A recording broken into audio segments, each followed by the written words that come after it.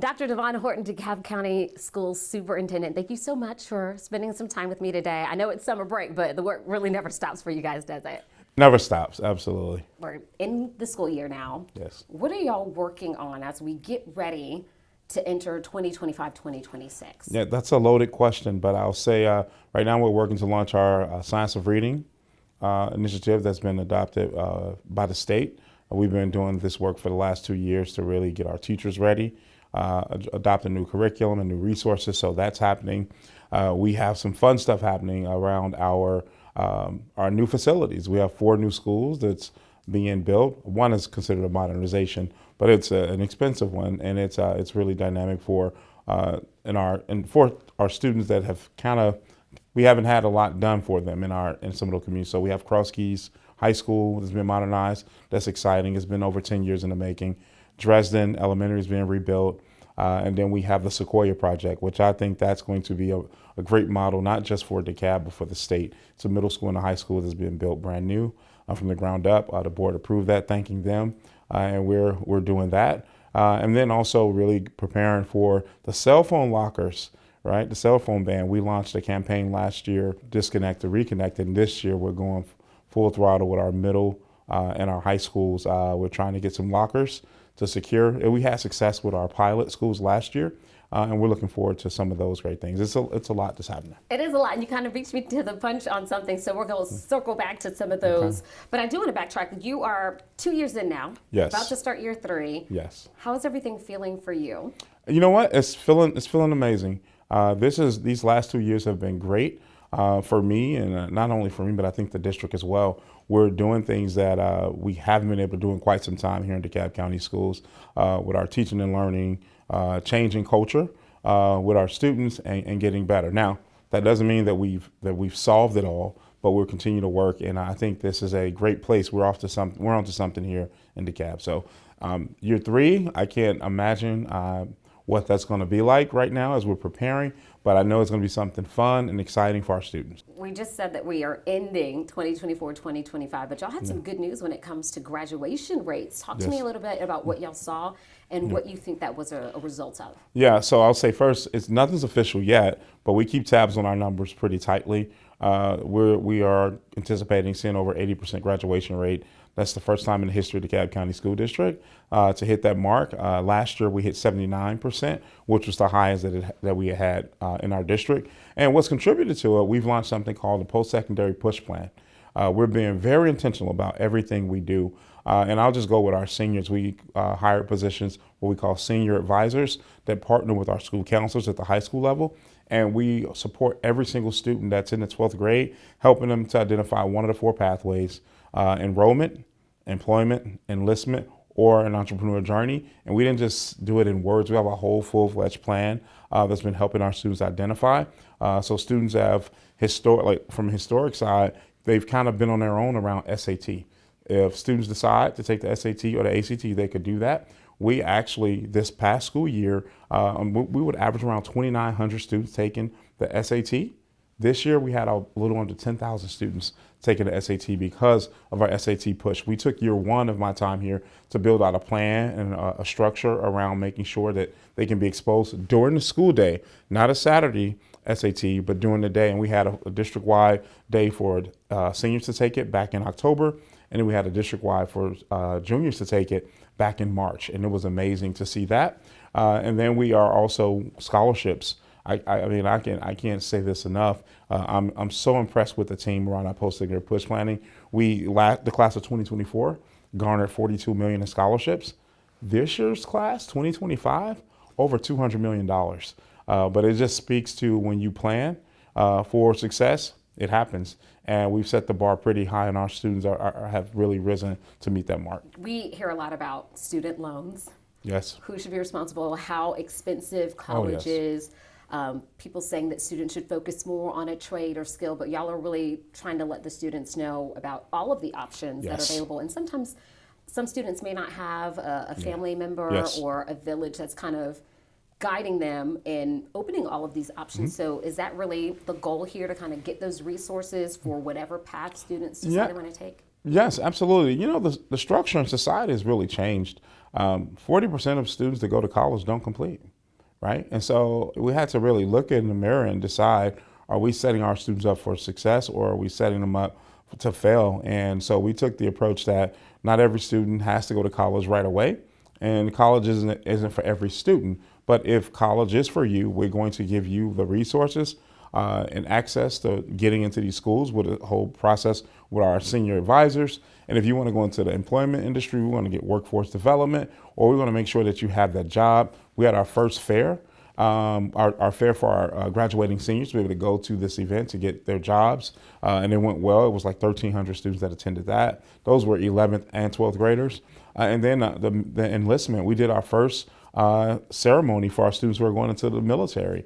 We know there's some great careers that come from the military, and like you don't have just one E-plan. You may have a pathway now, but again, you may go to the military now and want to go into enrollment into college. Many people do that. I know a lot of great leaders who did military and then came over to the education field, and then the entrepreneur journey. We know that that's the area that has they've actually made more millionaires in this country than any other profession. And we have some talented students that's in our district currently. We have a lot of talent that have graduated from our district that are doing great things in the entrepreneur world, and we want to be sure that we give them all of those resources. We can't just trap our students into one pathway and say, do this or you're a failure. That's not the case.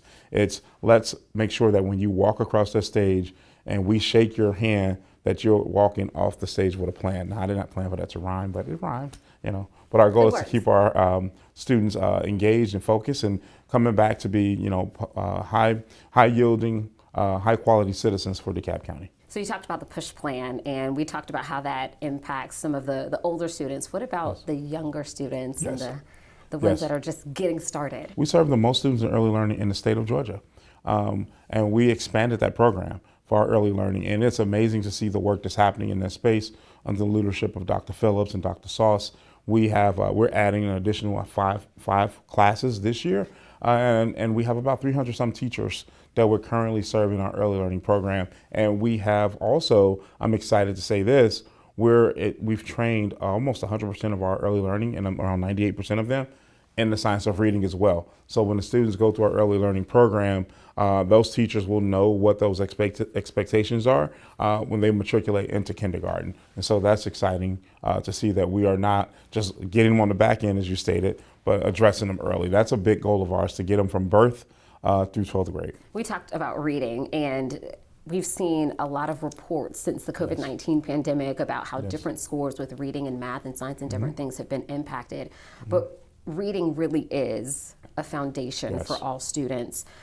What are you all doing here in DeKalb County to make sure that students are on the right path? Because it really does impact how they continue to perform throughout their time with the district. You know, great question. I would say we're going back to the basics. You know, the way we probably learned to read is what the science of reading is now. We have trained over more than almost all of our kindergarten through third grade teachers in what we call letters, which is a training for the science of reading. We also have tapped into some of the state trainings for our teachers. It's a requirement, a mandate to make sure that they have that. Most universities do not teach. You don't learn that in undergrad to become teachers, so how to teach reading. So that's something that we have to take the responsibility of, to do that for our educators. And then we've also adopted new curriculum. And the new curriculum is grounded in the science of reading. We have new text series that we started using last year, this current school year, I should say. And then on top of that, it's been a shift in phonics, right? Phonics was taken out of the way literacy was reading was being taught over the last 10 to 15 years. And so now we have adopted some resources, some additional resources, I should say, to help phonics to be taught during the class time as well. And it is when you look at those 5 key areas of reading and how to teach reading, it's been the hallmark and the foundation of it, and we're finally deciding as an industry, so let's go back to the basics. Let's talk about teachers. Many people might consider it a thankless job, but it really is so important. Yes. We've seen teachers leaving the profession, but you all have been working to recruit and train and get more educators. What have y'all seen since that plan? Because I know y'all are bringing in teachers and training them to get them in the pipeline. What have y'all seen as a result of those efforts so far, and what are y'all doing as y'all continue to move forward? I will first say thanking our principals for the work that they do, right? We know that teachers don't quit. They don't quit children, they quit leaders. So our leaders have taken a different approach to making sure they can retain and keep the teachers that we have. Shout out also to our Human Resources Department. We have less than 120 vacancies. When I arrived here in 2023, we had over 600 vacancies in the teaching ranks. That's amazing. The teaching profession, we have demanded so much of them, right? We're asking them to not just teach, we're asking them to also be mental health support. We're asking them to be the mothers and fathers for students who may not have that. And they all take on that challenge. They don't complain about it. They take it on. We're asking them also now to look at how we manage when students become dysregulated. How do we do that? Is suspension, removing them from the school, the only option? So we've began to adapt into those spaces. It hasn't been smooth, but we understand that our teachers here in DeKalb want what's best for their children. And we know that 100%. And we have to find ways to balance giving them what they need while also still nurturing the students that they serve. And so that has been big. Speaking of the teacher residency, we also know that the process in which teachers have been identified and been selected over the last decade or two, it's an antiquated model. Let's be honest. If you look at the graduating class, I learned some data. There were 2.1 million graduates a couple of years ago from undergrad, about 3 years ago, but only 85,000 of them were teachers. That's telling us that model is not attracting the educators, the numbers that we need. So now we've adopted what we call a teacher residency program. We're surprised, I can't believe I'm saying this. We're starting cohort 3. They started this month, where we actually identify individuals that have their bachelor's degrees. We partner with Middle Georgia, my first year in the residency. And then this last year, we partner with Kennesaw State and Clayton State. And we have around 100 residents that have graduated. We pay their tuition, and we paid a $30,000 stipend. And we train them in our schools, what we call training academies, about some of our more dynamic teachers. You have about 2 in your classroom. 4 days a week, they're in there getting coached and supported, getting exposed to the teaching, the art, I'm gonna say, of teaching. And then on Fridays or Wednesdays, I think it was, they were taking courses through the university. And they got their master's in 1 year, and they're able to come, and they've signed to commit to us for 5 years to work in our Horizon schools, which are our state identified schools. It's such a beautiful moment to see that with another cohort of around 50 that just started in June. So we're not, we can't wait on our universities to produce the teachers that's not going in. If I had $1 for every time someone told me I thought about being a teacher, or I would love to go into the teacher profession, but I don't have a pathway once they go through undergrad, we'd probably be pretty wealthy. So we're finding that moment and bringing our educators to the table with these life experiences that you can't pay for, right? And so it's been really powerful to see the interest in becoming teachers through our residency program. Now, I want to kind of go back to something you said, because you were talking about meeting students where they are and not having a one-size-fits-all. I did want to ask you, there was a pretty viral fight that happened at Martin Luther King Martin Luther King Junior High School, and it involved several students and a teacher, and we saw some serious consequences. You made some comments after that. Talk to me a little bit about what your thought is when we see situations, because it's not isolated to DeKalb County. It happens all over the country, and more with the students having cell phones, we see that more. What is your philosophy, and what is the best way to kind of make sure that these things aren't happening for teacher safety, but also for making sure that students aren't in those positions as well? Yeah, first, we have to equip our schools with what they need to support students who are highly dysregulated. And I would say as a school system, as educators in general, in the field, like from this seat that I said, we have not done the best job at giving our teachers everything that they need to meet the needs of our students. So for example, we are on the pathway, we're training our teachers in de-escalation tactics. Those are tactics that before you can step on the beat to be an officer, you must know how to de-escalate situations. It's not physical, it's the verbal de-escalation.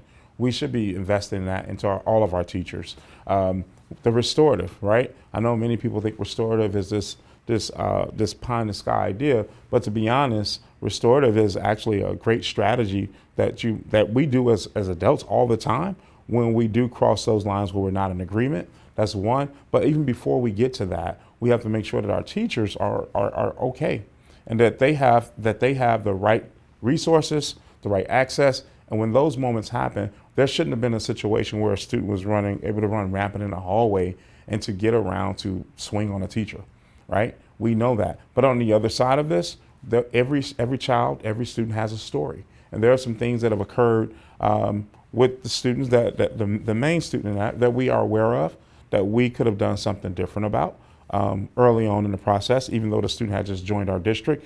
When we get students transferring in, there's an obligation that we have as a school district to find out as much as we can about that student and their family so that we can put the resources and the supports in place and the mechanism so that teachers can be educated about that student's challenges as well. And I think that is a space that, because it's so, in the community that we serve, a lot of them is high mobility, right? And so we don't, it's like our head is on a swivel.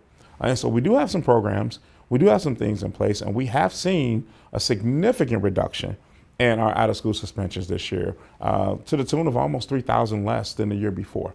And in year one, we had 2,000 less than the year before. So we're getting somewhere, and our goal is never to reduce suspensions, but is to provide and equip our teachers with the resources and the training that they need to de-escalate and to also protect them from situations like that occur, while also cultivating students. So we talked about our advocates, FACE advocates. We have other positions, behavior intervention specialists that spend a lot of time with students that have been identified as highly dysregulated, and the results of what we're seeing when they do engage with them and go through the process are pretty remarkable. And so that's what the comment was really about. We have a school full of students and adults at any time. We can all go there, but our environment has to be cultivated and softened so that it doesn't take that much. It doesn't go to that level, I'll say, of fighting. Well, let me get back, because what I did want to also talk to you about is school safety. Mm-hmm. We all saw what happened with Appalachia High School. Absolutely. What are you all doing to ensure the safety of all staff members and students as y'all go forward? I know this is a continuously shifting type of situation with new technologies and things. What are you all looking at for that? Yeah, that was a leader that I used to work with in my former district. A former board member that said something and it resonated with me that I still say now. Our goal is to, while we harden up the exterior, we want to soften the interior. Right. And so as I was speaking about the students and the dysregulation and protecting our teachers, that's the softening. Right. But on the hardening side, the realities that we face, of course, we have evolved. You're ready to go into year 3 with that. We've went on these tours for all campuses, been to every single one of them, HPRI visits. And one of the common things that was said is that our elementary schools didn't have any security. So we added elementary safety officer for every elementary school. So there's not a single campus in our district that don't have a security presence, right? That's important.